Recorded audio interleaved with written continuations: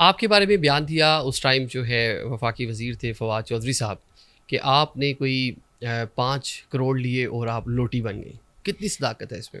اس بات پہ پہلے تو مجھے بہت ہی زیادہ دکھ ہوتا رہا. ایک تو عورت بھی ہوں سب سے پہلے، دوسری بات یہ ہے کہ حساس بھی ہوں، تیسری بات یہ ہے کہ میں نے اس جماعت کو 15 سال دیے، اور چوتھی بات یہ ہے کہ جب ایک بہت بڑی ویو آئی تھی 2022 کے اندر اپریل میں، تو اس وقت کتنے لوگ پنجاب پارلیمنٹ چھوڑ کے چلے گئے، دوسرے بینچز پہ جا کے بیٹھے، دوسری طرف نیشنل اسمبلی میں بھی یہی ہوا.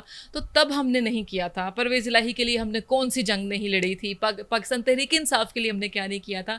تو فواد صاحب کو یہ شرمناک بیان دیتے ہوئے ذرا سی بھی شرم نہیں آئی، کیونکہ ان کا ماضی اپنا ایسا تھا کہ انہوں نے جگہ جگہ سے کس گھاٹ کا پانی نہیں پیا. فواد صاحب نے کبھی یوسف رضا گیلانی، کبھی پرویز مشرف، پھر عمران خان، اور اب تو یہ عالم ہے کہ جا کر انوار الحق کاکڑ صاحب کے پاس بما اہل و عیال جا کے انہوں نے اعلان کر دیا کہ ہم آپ کی بیعت بھی کرتے ہیں. لیکن افسوس مجھے تب ہو رہا ہے کہ اب انہیں اس انٹرم سیٹ اپ کے اندر بھی کہیں ایڈجسٹ نہیں کیا گیا.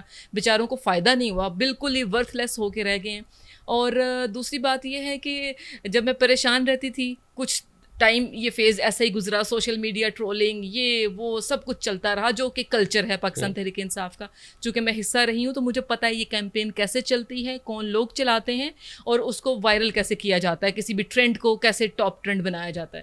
تو کچھ دن گزرے اور مجھے پھر ہنسی آنے لگی کہ فواد صاحب شاید وہ ہیں ہی اس کیلیبر کے آدمی کہ انہوں نے 5 کروڑ کہا، اور شکر ہے 50 لاکھ نہیں کہہ دیا.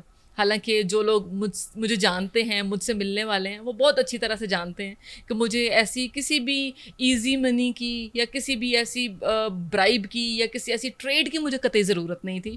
میں نظریہ رکھتی ہوں اور میں اپنے نظریے کے ساتھ کھڑی تھی، آج بھی کھڑی ہوں. اور اللہ کا شکر ہے کہ جن لوگوں نے پیسے لیے شاید ان کو دوسری جماعتوں نے پھر پوچھا بھی نہیں. میرا تو نام بھی الحمدللہ پاکستان پیپلز پارٹی کی جو لسٹ تھی، پریورٹی لسٹ، اس میں ٹاپ پہ میرا نام تھا.